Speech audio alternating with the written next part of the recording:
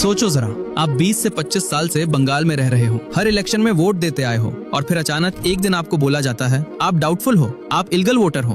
तो देखिए, बात असल में ये है कि वेस्ट बंगाल में वोटर लिस्ट अपडेट के नाम पर जो स्पेशल इंटेंसिव रिवीजन यानी SIR प्रोसेस चल रहा था, उसमें 1 करोड़ से ज्यादा लोगों को लॉजिकल डिस्क्रिपेंसी कैटेगरी में डाल दिया गया। इस कैटेगरी में आने का मतलब था कभी नाम के स्पेलिंग का मिसमैच, कभी एज कैलकुलेशन का इशू या फिर पुराने वोटर डेटा से थोड़ा सा डिफरेंस। ये सब टेक्निकल चीजें थी, कोई क्राइम या इल्लीगल एक्टिविटी नहीं। लेकिन प्रॉब्लम ये थी कि इस प्रोसेस को जिस तरह से इम्प्लीमेंट किया जा रहा था उसमें क्लैरिटी कम और प्रेशर ज्यादा था। ECI के इस अप्रोच के चलते छोटी छोटी बातों पर वोटर्स को बार बार नोटिस मिल रहे थे। लॉजिकल डिस्क्रिपेंसी की लिस्ट्स पब्लिक नहीं थी और हियरिंग्स के लिए लोगों को दूर दूर ट्रैवल करना पड़ रहा था। ग्राउंड पर सिचुएशन ऐसी बन रही थी जैसे ये सिर्फ वेरिफिकेशन का प्रोसेस नहीं बल्कि वोटर्स को इंटिमिडेट करने का तरीका हो। इसी पॉइंट पर वेस्ट बंगाल की चीफ मिनिस्टर ममता बनर्जी और तृणमूल कांग्रेस ने इस मैटर में इंटरवेंशन की। SIR के नाम पर इलेक्शन कमीशन और BJP के अप्रोच पर सीधा सुप्रीम कोर्ट में सवाल उठाया गया। कोर्ट के सामने ये बात रखी गई कि रूटीन वेरिफिकेशन के बहाने वोटर लिस्ट को वेपनाइज किया जा रहा है, जिसकी वजह से वेस्ट बंगाल के लाखों genuine voters unnecessary mental pressure और ह्यूमिलिएशन फेस कर रहे हैं। SIR होना चाहिए लेकिन एक ट्रांसपेरेंट और ह्यूमेन तरीके से। वोटर्स को डराना या उन पर मेंटल प्रेशर बनाना बंद होना चाहिए। सुप्रीम कोर्ट ने चीफ मिनिस्टर ममता बनर्जी के आर्गुमेंट्स को सुनकर इस पूरे मैटर को सीरियस लिया।